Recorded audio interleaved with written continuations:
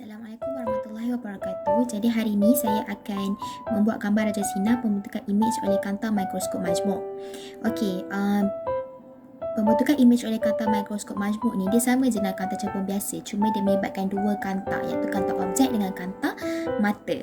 Jadi kita buat je macam gambar raja sinar yang sama. Jadi saya menggalakkan anda menggunakan kertas kraft secara menegak sebab imej yang akan dihasilkan tu berpanjang. Jadi lebih senang lah. So paksi utama pun kita akan buat atas sikit. So saya menggunakan daripada atas kira 9 kotak. Saya buat kat sini. Ni dia punya paksi utama.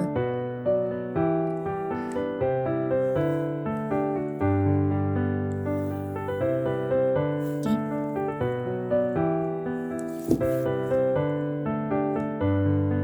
Okay. Jadi ni adalah paksi utama dia, tulis. Jadi paksi utama ni kita akan melibatkan kanta objek dengan kanta mata. Kanta objek ni dia setiap tu mempunyai titik fokus masing-masing. Kanta objek ni titik fokus dia ialah kita labelkan dia sebagai FO. FO ni lagi pendek. Jarak FO ni lagi pendek daripada jarak titik fokus bagi kanta mata yang kita panggil FM. Jadi maksudnya katakan saya letak FO tu sebagai 4, FM tu sebagai 5. Macam tu lah. Jadi saya akan buat kanta objek kat sini. Kanta objek kita buat sebelah sini Saya buat 3. Kanta objek ni pun kan lagi pendek daripada kanta mata ya. Okay. Dan kita labelkan dia sebagai LO. Okay. Dan saya letak sini FO, sini FO. Dan jarak kanta objek ni dengan kanta mata adalah kena lebih daripada jumlah FO campur dengan FM. Maksudnya saya punya FO adalah 4 dan FM saya letak 5. Jadi saya punya jarak di antara dua ni kena kalau 5 campur 2, FO ni jarak dia 2. So kalau 2 campur 5 dapat 7 kan. Jadi saya punya jarak ni macam kena 8 ataupun lebih. So saya nak buat, so kat sini dah 2F. Jadi sini lah saya mula di sini. So sini 1, 2, 3, 4, 5. So saya akan buat kanta mata kat sini.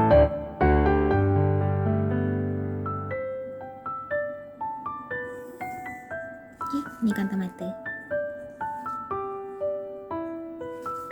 Saya labelkan sebagai LE.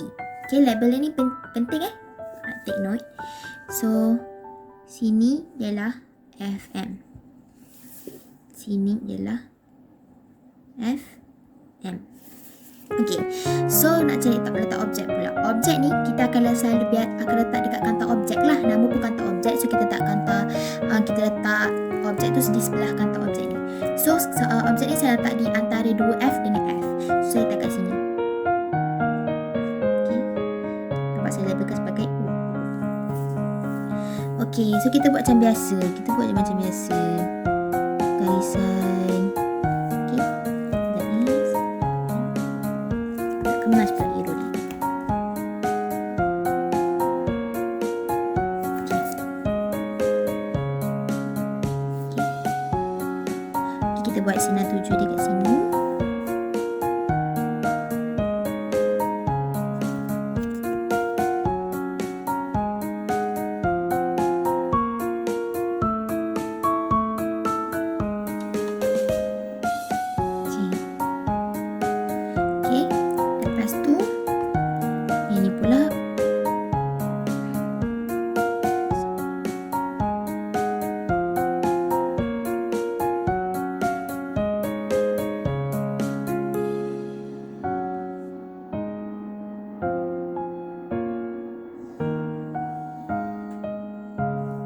Okay, so saya akan dapat kat sini dia punya image.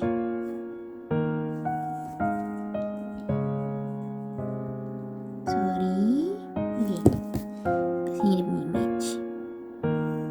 Sebab persilangan dia kat situ. Okay, so yang ni kita labelkan sebagai I1. Faham? Okay, so yang ni buat arrow, jangan lupa. Okay. So I1 ni bukan jawapan akhir. I1 ni dia merupakan apa fungsi dia? Dia adalah merupakan objek, bertindak sebagai objek terhadap kanta mata. Kanta mata ni fungsi dia adalah sebagai kanta pembesar. Jadi dia macam menghasilkan image berdasarkan benda ni. Itulah maksud dia, inilah objek bagi kanta mata. Okay, so dia akan membesarkan image berdasarkan benda ni. Okay, faham? So kita akan buatlah dia punya garis putus-putus. Kita buat macam biasa untuk menghasilkan, untuk bina image dia. Kenapa garis putus-putus? Sebab dia garis imajinasi. Bila dia garis imajinasi, sebab ini cahaya ni bergerak macam ni, dia tak bergerak macam ni. So kita buat macam ni. Okay, lepas tu kita buat macam biasa lah.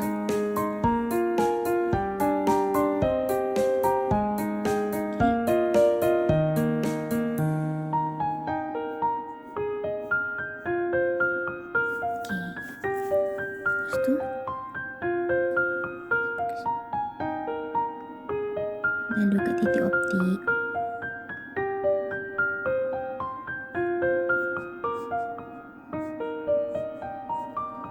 Okay, so titik optik ni macam ni kan. Titik optik pula macam ni kan dia punya tu. So kita kena ke belakang kalau dia, sebab persilangan dia tu mesti kat belakang. Pasti punyalah, sebab dia macam membesar dekat depan tu.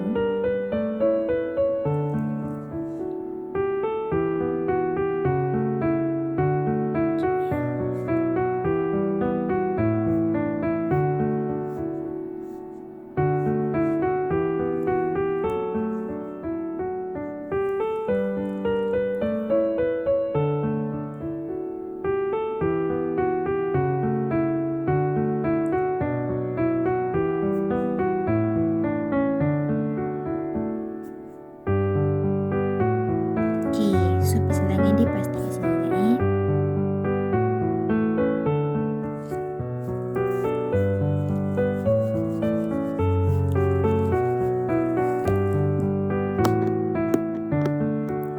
So kalau kita panjangkan, so kita dapatlah persilangan dia dekat sini.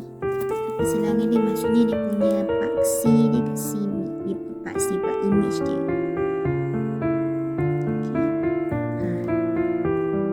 Sini. Tapi image ni garis dia putus-putus dia tak solid.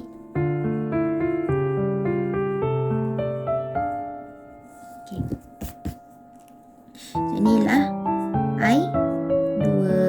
So image ni kat I2. So macam ni dah siap. Tapi apa ciri-ciri image dia? Ciri-ciri image bagi I1 ni kita buat dulu. Ciri image I1 dia ialah first, dia ialah nyata sebab dia sebelah bahagian pemerhati. Yang kedua dia ialah songsang. Dan ketiga dia ialah lebih besar. Nampak, lihat dia macam lebih besar.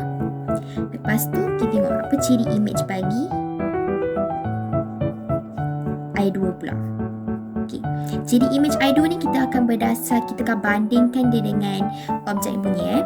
So kalau kita bandingkan dengan, bandingan dia adalah dari segi objek lah kan. Jadi image jika dibandingkan dengan objek,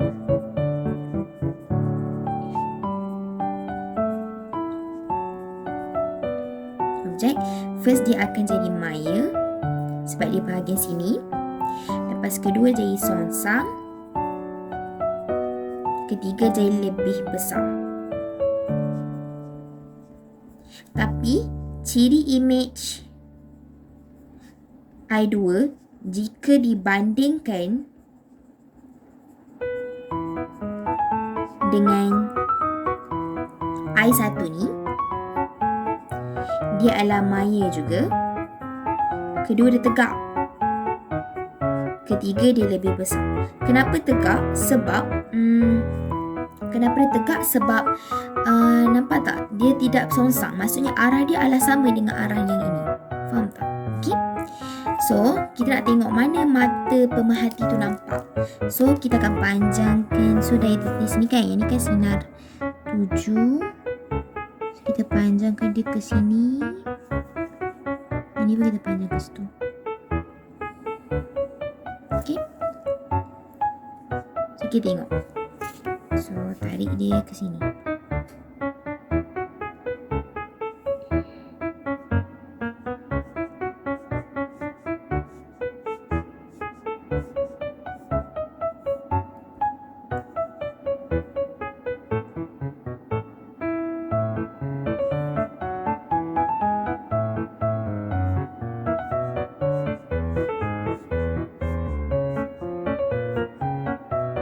Okey, tarik dia sini.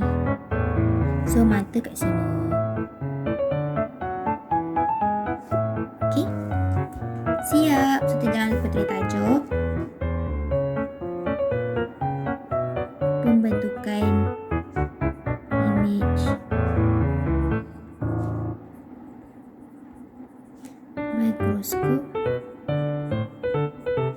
Majmuk.